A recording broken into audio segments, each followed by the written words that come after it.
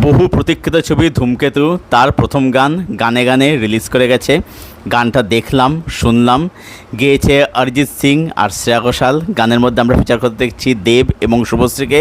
Composer হচ্ছে অনুপম রায়।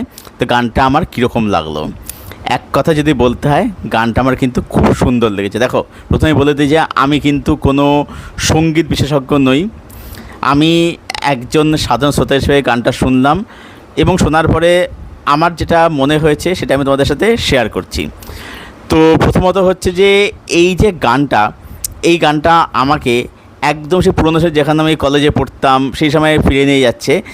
কারণ সেই সময় আমরা এরকম ধরনের গান শুনতাম এবং যেহেতু এই সিনেমাটা অনেক পুরোনো সিনেমা, 2016 সালের সিনেমা, এবং সেই দেব শুভশ্রীকে দেখে সত্যি খুবই ভালো লাগছে আর কি। মানে একটা সেই নস্টালজিক ফিল পাচ্ছি এবং গানটার মধ্যে সেই ব্যাপারটা রয়েছে। এবার দেখার বিষয় যে সিনেমার মধ্যে গানটা কোন জায়গায় প্লেসমেন্ট হয়, কারণ যেহেতু এটা কৌশিক গাঙ্গুলির সিনেমা এবং যেহেতু সেটা কোথা দেখে মনে হচ্ছে যে একদম চিরাচরিত মেইনস্ট্রিম সিনেমা হবে না। এবার দেখতে যে এই মানে ধরনের গান কীভাবে কৌশিক গাঙ্গুলি সেখানে প্লেসমেন্ট করেছিলেন আর কি। তো গানটার লিরিক্স খুবই সুন্দর, সুর খুবই সুন্দর এবং এই গানটার মধ্যে দেখবে একটা কিন্তু কনভারসেশন রয়েছে, একটা কথোপকথন রয়েছে যে শুভশ্রী কোনো একটা কারণে দেবের ওপর রেগে আছে। দেব মানানোর চেষ্টা করছে, শুভশ্রী যদি মানছে না, কিছুতেই দেবের কথা শুনছে না। এবারে এইভাবে গানটা এগোচ্ছে, একটা পর্যায়ে এসে আমরা দেখতে দেব রীতিমতো হাল ছেড়ে দিয়ে সে ফিরে যাচ্ছে। তখন শুভশ্রী ওই গানে গানে ওই জায়গাটা আবার ধরছে, তখন এবার ফিরে তাকাচ্ছে, তখন একেবারে তারা তাকাচ্ছে আর কি।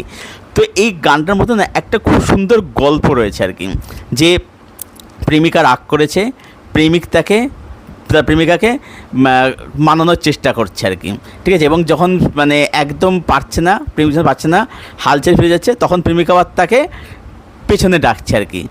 তো মানে একটা ওল্ড স্কুল ব্যাপার আছে একটা, কিন্তু বলবো যে মানে ব্যাপার থাকলেও গানটার মধ্যে একটু কালারফুলের ব্যাপার কিন্তু আছে।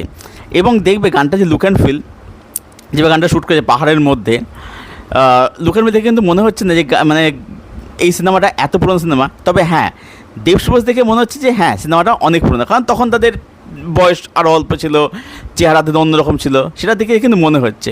বাট ওই যে বললাম যে একটা নস্টালজিক ভাইবস দিচ্ছে গানটার মধ্যে।